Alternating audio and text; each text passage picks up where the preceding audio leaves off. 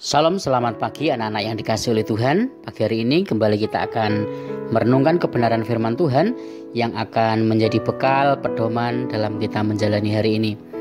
Tema firman Tuhan pagi hari ini adalah proses kehidupan. Apabila bejana yang sedang dibuatnya dari tanah liat di tangannya itu rusak, maka tukang periuk itu mengerjakannya kembali menjadi bejana lain menurut apa yang baik pada pemandangannya. Yeremia 18 ayat yang keempat. Tuhan membawa Yeremia untuk belajar dari tukang periuk karena Tuhan ingin memberitahukan bahwa manusia memiliki proses kehidupan yang mirip dengan bejana yang sedang dibentuk.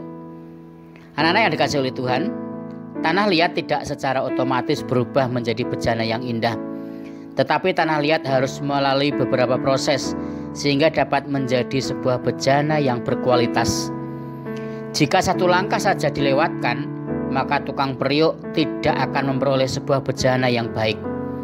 Mungkin saja dia hanya akan memperoleh bejana yang bentuknya kurang bagus, permukaannya retak-retak, penampilannya tidak berkilau, tidak dapat bertahan lama, atau kekurangan lainnya yang dapat ditemukan. Ketika tanah liat tidak mengikuti bentukan dari tangan tukang periuk dan menjadi rusak, maka prosesnya akan diulang kembali. Tanah liat akan disatukan kembali, dipukul-pukul atau bahkan dibanting ke meja agar mudah dibentuk kembali. Kita harus mengerti bahwa tidak ada momen dalam kehidupan kita yang bukan merupakan proses bagi hidup kita. Setiap kesempatan merupakan bagian dari proses kehidupan. Setiap peristiwa kehidupan adalah proses kehidupan itu sendiri. Oleh karena itu kita harus belajar merelakan hidup kita, memiliki hati yang rela dan berserah kepada Tuhan, agar hidup kita dapat dibentuk sesuai dengan kehendak Tuhan di dalam tangannya. Setiap kita mengeraskan hati, bersungut-sungut kepada Tuhan dan tidak bersyukur atas apa yang kita alami, maka hidup kita bagaikan tanah liat yang keras, yang susah dibentuk. Tuhan akan mengizinkan perkara-perkara yang akan membuat kita menjadi mudah dibentuk sesuai dengan rencananya.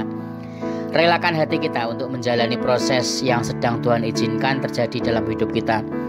Bersyukur atas proses pembentukan yang sedang Tuhan kerjakan melalui berbagai macam perkara.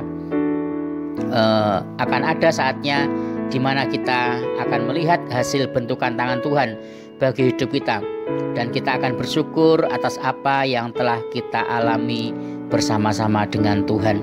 Percayalah bahwa proses kehidupan yang sedang Tuhan kerjakan dalam kehidupan kita membawa kebaikan untuk kita semua. Biarlah firman Tuhan memberkati kita. Mari kita berdoa. Bapa, kami mengucap syukur kepadamu pagi hari ini karena Tuhan sudah menolong, memberkati dan menyertai kami, anak-anak-Mu. Kami sudah mendengarkan firman Tuhan, meteraikan firman-Mu di dalam setiap hati kami.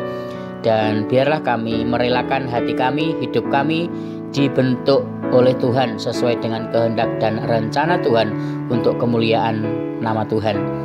Berkati kami semua, anak-anak Tuhan, anak-anak-Mu. Engkau memberkati orang tua dari anak-anak kami. Tuhan Yesus memberkati dan menyertai Bapak Ibu Guru kami. Tuhan Yesus memberkati dan menyertai mereka semua. Engkau memakai kami semua Tuhan untuk menjadi alat-Mu untuk hormat dan kemuliaan bagi nama Tuhan. Tuhan Yesus, kami juga bersyukur untuk campur tangan Tuhan untuk bangsa dan negara kami berangsur-angsur pulih dari pandemi COVID-19 ini Tuhan. Terima kasih untuk kasih setia-Mu, untuk pertolongan-Mu bagi bangsa kami. Terima kasih untuk pemulihan ekonomi. Terima kasih untuk pemulihan segala-galanya di negeri ini. Kota Solo kami juga serahkan ke dalam tangan-Mu.